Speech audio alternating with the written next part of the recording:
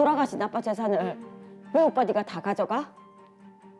아니 당연히 내가 장남이니까 그렇지. 아직도 그 장남 타령이야? 지금 세상이 어떤 세상인데? 아니 세상이 아무리 바뀌도 우리 집 장남은 누구 오빠다. 엄마! 아 제사도 누구 오빠 지낼 낀데 당연히 재산 물리 받아야지. 엄마! 나 오빠 뒷바라지 한다고 학교도 제대로 못 다니고 엄마는 맨날 장남!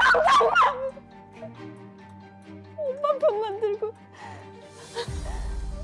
이거 해도 너무한 거 아니야? 너무하게 무신. 너그 오빠 같은 장남 없다.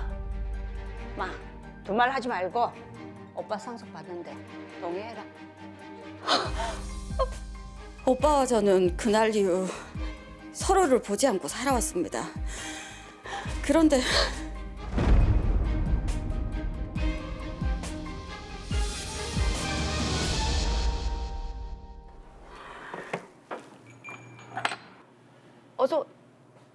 어이, 오빠. 오랜만이네. 이게 10년 만인가? 갑자기 무슨 일인데? 엄마 치매가 심해져서 요양병원 입원해야 될 것 같은데. 요양병원? 오빠 니가 돌본다며. 아빠 재산 다 받아가서 장남 노릇한다고 큰 소리 칠 때는 언제고 진짜. 아니 나도 할 만큼 했거든. 그리고 엄마 병원비도 좀 보내고. 결국은 돈 때문에 찾아온 거야? 뭐 겸사겸사. 근데 요양병원에 입원할 때 보호자가 필요할 건데 오빠 너는 엄마 법적 보호자 아니잖아. 아 그거 소송해서 해결했다. 친생자 관계 확인 소송? 뭐 그런 게 있더라고. 친생자 관계 확인 소송? 사실 저희 아버지는 결혼 후 별거 중인 상태에서 친엄마를 만나 저희를 낳았습니다. 아버지는 저와 오빠를 별거 중이던 본부인의 자녀로 신고했고 저희는 평생을 그렇게 살아왔습니다. 그러다 2011년 가족관계 등록부상에 어머니가 돌아가셨고 오빠는 소송을 통해 친엄마 박숙자 씨의 자녀로 인정받았습니다.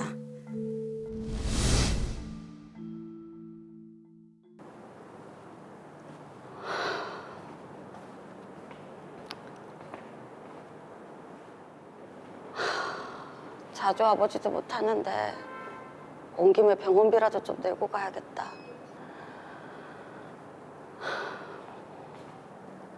병원비는 계산했고 오빠는 소송할 때 나도 껴서 좀 같이 해주지. 이게 뭐야. 번거롭게 나 혼자만 따로 엄마 자식이라고 소송해야 되잖아. 할 수 없지 뭐.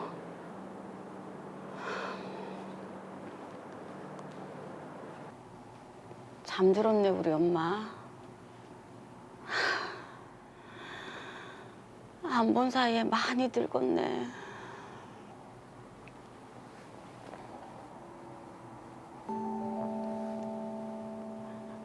엄마, 유전자 검사 때문에 엄마 머리카락 몇 가닥만 뽑아갈게. 나도 소송해서 엄마 딸로 바꾸려고. 조금만 기다려.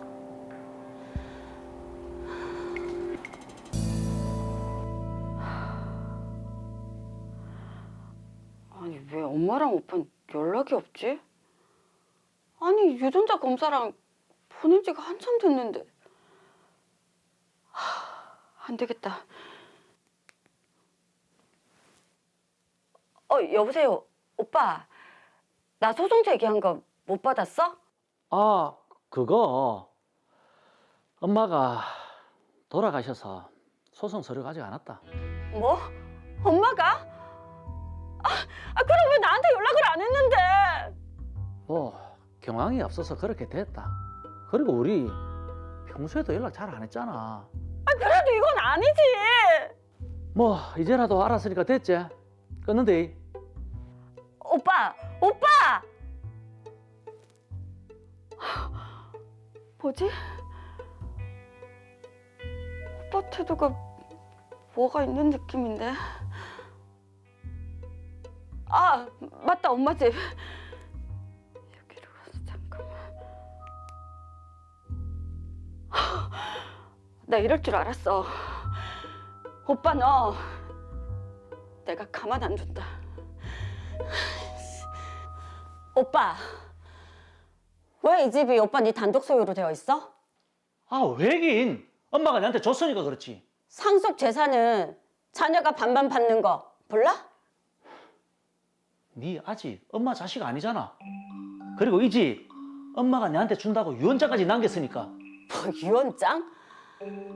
아니 중증 치매에 걸린 엄마가 유언장을 남겼다는 걸 그걸 지금 나보고 믿으라는 거야? 어? 지나가는 개가 웃겠다. 어? 그리고 나도 소송 제기했으니까 가족관계부 곧 정정될 거야. 그럼 나랑 오빠 엄마 재산 똑같이 반반 나눠 가져야 하는 거 몰라? 반만 같은 소리 하고 있네. 그동안 엄마 내가 다 모셨고 니는 코빼기도 안 펴줬으면서 그런 소리가 나오나? 뭐라고? 내가 먹고 살기 바빠서 병간호는 못했지만 병원비는 가끔씩 주고 했는데 그럼 그건 다 뭔데? 아이고 어쩌다 한번. 그거 누가 못하는데. 어쨌든 나는 엄마한테 할 도리 다 했고 부동산도 엄마 유언장대로 받은 거니까 문제될 거 하나도 없다. 뭐라고? 그래? 문제가 있는지 없는지는 우리 법으로 따져보자. 법? 그래 법대로 하자. 법대로 그래! 법대로 해! 해.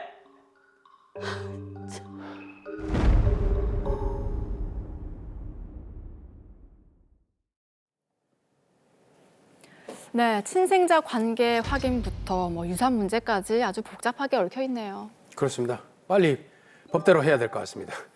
빠른 해결책을 제시해드리기 위해서 사건 정리 먼저 해보겠습니다. 더 로이어 사건 번호 제405호입니다. 정진주, 정주호 씨에게 가족관계 등록부상의 어머니와 남매의 친어머니인 박숙자 씨 2명의 어머니가 있었습니다. 그런데 15년 전 아버지가 사망한 후 상속 과정에서 진주 씨는 오빠 주호 씨와 분쟁이 발생했고 이후 두 사람 사이는 서먹해졌습니다. 그러던 중 가족관계 등록부상의 어머니가 사망하면서 정주호 씨는 소송을 통해 엄마 박숙자 씨의 자녀로 법적 관계를 회복했습니다. 이후 박숙자 씨는 중증 치매를 앓았고 오빠 주호 씨는 친어머니를 요양병원에 보내게 됐는데요. 이 과정에서 병원비 등 여러 가지 문제로 진주 씨에게 연락을 했습니다. 정진주 씨는 그제서야 소송 사실을 알았고 자신도 뒤늦게 친생자 소송을 제기했습니다. 하지만 소송을 진행하던 중에 친엄마 박숙자 씨가 사망했고 이후 엄마의 부동산이 오빠 주호 씨에게 단독 상속된 것을 알게 되었습니다. 오빠는 엄마의 유언이었다고 합니다. 아버지 재산도 포기했던 진주 씨도 이번만큼은 그냥 넘어갈 수 없는 상황. 과연 그녀는 어떻게 해야 될까요? 네, 자, 지금 풀어야 할 쟁점이 이제 여러 가지인데 하나씩 살펴보도록 하겠습니다. 자, 김영욱 변호사님, 먼저 진주 씨가 친생자 관계 부존재 확인 소송을 제기했다고 했네요. 네, 이 소송은 당사자들이 친부모, 자식 관계인지 아닌지를 가정법원으로부터 확인받는 소송입니다. 네. 친부모, 자식 관계가 있어야 상속을 받을 수 있기 때문에 그래서 정진주 씨는 가족관계 등록부에 어머니라고 되어 있는 사람을 상대로는 친자 관계가 아니라라는 의미의 친생자 관계 부존재 소송을 제기했고요. 네. 친어머니인 박숙자 씨를 상대로는 친자 관계가 맞다는 것을 확인받는 소송인 친생자 관계 존재 확인 소송을 제기했습니다. 자, 그런데 지금 문제가 생겼습니다. 친어머니인 박숙자 씨가 소송 중에 이제 사망을 하게 됐는데 그럼 어떻게 되는 건가요? 네, 소송 중에 친어머니가 사망하셨기 때문에 이 소송을 계속 이어갈 수 없는 건 아닌가라고 걱정을 하실 수 있는데요. 네, 그렇죠. 네. 예. 네, 그런데 걱정하지 않으셔도 되겠습니다. 예, 친생자 관계 존재 확인 청구나 부존재 확인 청구 중에 상대방이 사망하는 경우에는 상대방을 검사로 변경해서 소송을 계속 진행할 수 있습니다. 네, 그래서 이 사건에서 정진주 씨도 검사를 상대로 2가지 소송을 진행하였습니다.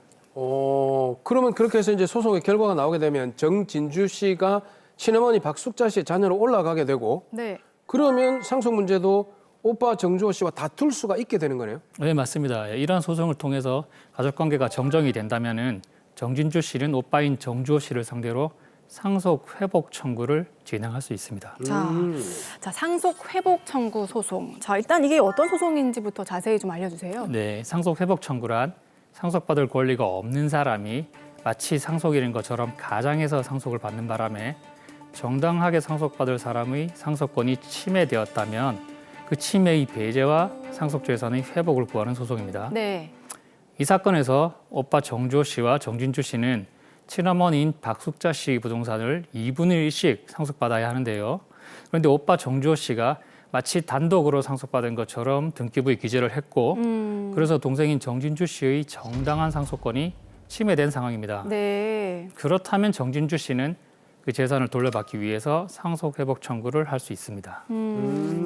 그러면 이게 정당하게 상속받을 사람, 그러니까 진주 씨, 여동생 진주 씨의 상속권을 침해한 것이기 때문에 상속회복 청구를 할 수 있는 거네요. 아, 네, 그렇습니다. 예. 여기서 오빠 주호 씨와 동생인 정진주 씨가 2분의 1씩 상속을 받으셨는데 오빠 정주호 씨가 단독으로 상속받은 것처럼 등기를 하셨으니까 네. 정진주 씨의 2분의 1 지분권이 침해된 것이죠. 그렇죠. 예. 그리고 상속 회복권은 청구하는데 그 시효가 있을 것 같은데 어떻습니까? 네, 말씀하신 대로 제척 기간이라는 것이 있습니다. 네. 침해가 있다라는 사실을 안 날로부터 3년, 침해 행위가 있은 날로부터 10년 이내에 청구하셔야 합니다. 이 3년과 10년 둘 중에 어느 하나의 기간이라도 먼저 지나간다면은 상속회복 청구를 할 수 없습니다. 그런데 말입니다. 제가 발빠른 사무장이지 않습니까? 뛰었습니다. 어, 뛰어가서 조사를 해봤더니 정진주 씨가 상속회복 청구와 함께 유류분 반환 청구 소송도 제기를 했다 하거든요. 이게 유류분 반환 청구 소송을 왜 같이 제기를 하게 되는 거죠? 아, 네, 그것은요. 이제 상속회복 청구는 상속받을 수 없는 사람이 상속인인 척 가장해서 상속받은 경우에 그 반환을 청구하는 것입니다. 네. 반면에 유류분 반환 청구는 정당하게 정려받거나 정당하게 유언으로 상속받은 사람을 상대로 그 유류분만큼을 반환하라는 소송입니다. 네, 그러니까 예, 상속받을 수 없는 사람이 상속받은 척을 한다면 상속회복 청구를, 예, 정당하게 증여받거나 정당하게 유언으로 상속을 받았다면 유류분 반환 청구를 한다라고 생각하시면 되겠습니다. 네. 그런데 이 사건에서는 오빠인 정주호 씨와 동생인 정진주 씨가 똑같이 균등하게 상속을 받아야 하는데 오빠인 정주호 씨가 마치 단독으로 상속받은 것처럼 가장을 했기 때문에 정진주 씨가 결국 상속회복 청구를 한 것입니다. 네. 그런데 여기에 대해서 오빠인 정주호 씨가 유언장을 제시하면서 이건 정당하게 상속받은 거다 이렇게 주장을 했거든요. 네네. 만약 이 오빠 주장이 맞다면은 오빠가 정진주 씨의 상속권을 침해한 것은 아니니까 네. 결국 정진주 씨는 유류분 반환 청구를 추가해야만 했던 것입니다. 그러니까 상속 회복 청구를 통해서 받을 수도 있는데 그게 안 될 때는 또 유류분 반환 청구를 통해서 상속분을 받을 수 있다 이런 말씀이시네요. 네, 맞습니다. 자, 그런데 지금 오빠 주호 씨가 상속에 있어서 기여분을 인정을 해야 된다. 또 이렇게 주장을 하고 있네요. 네, 그런 주장을 하고 있죠. 예. 이 기여분이라는 것은 이 공동상속인 중에 누군가가 피상속인, 그러니까 상속을 해준 사람을 말하는 것입니다. 이 피상속인 재산을 유지하거나 증식하는데 특별한 기여가 있거나 아니면은 피상속인을 특별히 부양한 경우에 그 기여한 정도에 해당하는 만큼을 다른 상속인보다 더 많이 받을 수 있는 권리를 말하는데요. 네. 보통 기여분은 공동상속인들이 협의해서 정합니다. 하지만 이 사건에서처럼 협의가 되지 않을 경우에는 법원에 기여분 결정 청구를 하셔야지만 기여분을 받을 수 있습니다. 네. 자, 그럼 지금 오빠 주호 씨도 중증 치매를 앓았던 어머니를 꽤 오랫동안 모셨고 진주 씨도 어머니 병원비를 대면서 도리를 다 한 것 같은데 이럴 경우에는 기여분을 어떻게 결정합니까? 네, 두 사람 다 도리를 다 했다라고 주장하고 있기 때문에 네네. 이 두 사람이 협의해서 기여분을 결정하기는 어려워 보입니다. 지금 정진주 씨가 제기한 상속회복 청구와 유류분 반환 청구는 민사소송입니다. 그런데 기여분 결정 청구는 가정법원에 제기해야 하는 가사소송이라는 문제가 있습니다. 그러면은 이게 좀 효율적으로 관리를 하기 위해서 민사와 가사를 합쳐서 진행을 한다든지 이런 방법이 있지 않나요? 아, 네, 그렇게 할 수는 없습니다. 예. 그래요? 합칠 수는 없습니다. 네. 네, 그래서 민사소송인 유류분 반환 청구와 상속회복 청구에서 가사소송 사항인 기여분을 주장할 수가 없게 되는 것입니다. 또한 유류분 반환 청구에서 기여분을 공제하라라는 주장도 할 수 없게 됩니다. 자, 그러면 결국 지금 오빠 주호 씨는 가정법원에 기여분 결정 청구를 할 수밖에 없는 거네요? 네, 맞습니다. 하지만 여기 또 한 가지 문제가 있습니다. 기여분 결정 청구는 상속재산 분할 청구와 함께 청구를 해야만 합니다. 네. 근데 지금 오빠인 정주호 씨는 상속재산 분할 청구를 할 생각이 없는 것으로 보입니다. 왜냐하면은 단독으로 상속받았다라고 주장하고 있으니까요. 네. 그래서 이 청구를 하지 않는 이상 기업은 결정 청구도 받아들여지지 않을 것으로 보입니다. 정말 지금 복잡한데요. 그럼 이 사건에서는 상속 회복 청구가 받아들여지는 걸까요? 아니면 유류분 반환 청구가 받아들여지는 걸까요? 그것은 유언의 효력과 관계가 있겠습니다. 아, 예, 만약 친어머니인 박숙자 씨가 남긴 유언의 효력이 있다면 오빠 정주호 씨는 정당하게 상속받은 것이기 때문에 유류분 반환 청구가 인용되게 될 것이고요. 네. 만약 유언의 효력이 없다, 즉 무효라면은 오빠인 정주호 씨는 정당하게 상속받은 것이 아니기 때문에 상속 회복 청구가 인용될 것입니다. 야, 근데 이게 유언장을 작성할 그 당시에 어머니인 박숙자 씨가 중증 치매를 앓고 있었거든요. 예. 아니 그런 상태에서 정상적인 판단 능력이 없을 거로 생각이 되는데 이 유언의 효력이 있을까요?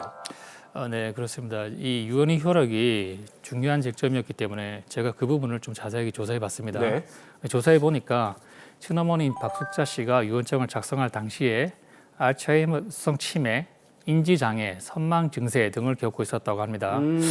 그렇기 때문에 정상적인 판단 능력은 없었을 것으로 보였습니다. 뿐만 아니라 녹내장, 백내장도 심한 상태셔서 유언장을 제대로 보고 읽을 수조차 없었을 것으로 보였습니다. 네. 그렇다면 그 유언은 아무래도 무효라고 봐야겠네요. 네, 아무래도 무효라고 판단이 되었습니다. 예, 유언이 무효라고 판단되었기 때문에 이 사건에서는 결국 상속 회복 청구가 인용될 것으로 보였습니다. 네. 자, 그렇게 되면 진주 씨가 이제 자신의 상속분 권리를 되찾을 수 있을 것 같은데, 사실 상속 재산을 두고 형제 자매가 또 다투는 상황이 또 참 안타까운데, 그렇죠. 뭐 일어나면 또 변호사 찾아가야죠. 뭐 어쩌겠습니까? 예. 자, 정리해 보겠습니다. 마지막으로 정진주 씨에게 또 한마디 해주시죠. 네, 지금 정진주 씨의 상황은 소송을 제기하면 어렵지 않게 승소가 가능할 것으로 보입니다. 그렇지만 형제 자매 간에 이런 다툼이 생기면 정말 큰 고통을 겪기 마련입니다. 가장 좋은 해결책은 두 분이 원만하게 합의하는 것입니다. 그래야 형제 자매 간의 우애도 상하지 않을 수 있겠죠. 법률 전문가의 도움을 받으셔서 적극적으로 합의에 이르시기를 추천드립니다. 만약 그렇게 하기 힘든 상황이라면 전문가의 도움을 받아서 원만하게 상속 분쟁을 해결해 나가시기를 권해드리겠습니다.